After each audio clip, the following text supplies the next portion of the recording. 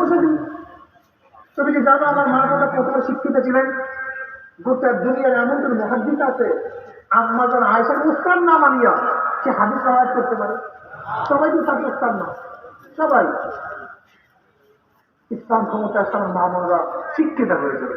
তবে হ্যাঁ, সমস্যা ইসলাম ক্ষমতা আসলে পণ্য বানানো হবে না কোনো মেয়েদের।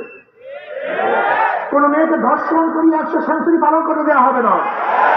কোনো মেয়েকে ধর্ষণ করিয়ে হত্যা করা হবে না।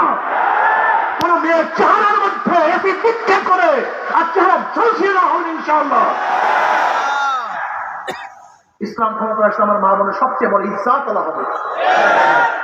তাদেরকে ন্যায্য অধিকার প্রদান করা হবে। ন্যায্য অধিকার সমধিকার আমাদের মাঝে থাকতে পারে।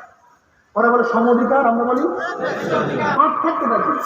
আমার মাও মেয়ে, আমার বোনও মেয়ে, আমার স্ত্রীও, আমার মেয়েও, আমার কুহিও, আমার খালাও, আমার কাজের গুলাও সমান করেন তো। সমধিকার জান তো পারবেন? দুনিয়ায় কেউ পারবে? কি অধিকার দিতে হবে? আমার মা যে অধিকার প্রার্থী তাকে সেই অধিকার, আমার বোনকে বোনের অধিকার দিতে হবে, আমার মেয়েকে মেয়ের অধিকার দিতে হবে। সব অধিকার না, ন্যায্য অধিকার প্রতিষ্ঠিত করতে হবে। যেই ঘরে চাকরি নাই, যেই ঘরে চাকরি নাই, এক ঘরে 17 জন চাকরি করবে আর এক ঘরের মানুষ না খেয়ে মারা যাবে, এটা হবে না। যেই ঘরে চাকরি নাই খুঁজে খুঁজে তাকে চাকরি দেওয়া হবে ইনশাআল্লাহ। যার তাকে খাদ্য নাই তাকে খাদ্যের ব্যবস্থা করা হবে। আরে বাদ দেয় না মানুষের খাদ্য। ওমর ইবনে খাত্তাব রাদিয়াল্লাহু আনহু আমার খেলাফতের আমলে যদি ফোরাতের কুলিয়াও গুলো কুকুর না খেয়ে মারা যায়, মানুষ তো দূরের কথা, এ তো দূরকে বল, এ তো অনেক 18 বছর পর। মানুষ তো সর্বশ্রেষ্ঠ মানুষ।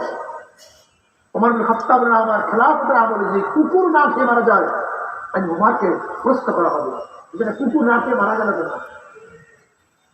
এত বেশি ইসলাম বুঝলো না, ইসলাম ছিল না। দেখো বর্তমান পুঁজিবাদী অর্থনীতি হলো ধনীকে ধনী বানায়, গরিবকে গরিব বানায়। আর ইসলামী অর্থনীতি গরিবকে ধনী বানায়, ধনীদেরকে নিউট্রাল বা ইউনিটের মধ্যে রাখে। বিশ্বাস হয় না? আচ্ছা যান আপনাকে গরিব, আজকে আপনাদের 80 মধ্যে ব্যাংক আছে না? একজন গরিব গিয়ে বলবেন ভাই আমাকে 5 লক্ষ টাকা ঋণ দেন, লোন দেন। ব্যাংকওয়ালা কি বলবে? টাকা আছে 5 লক্ষ টাকা মর্গেজ,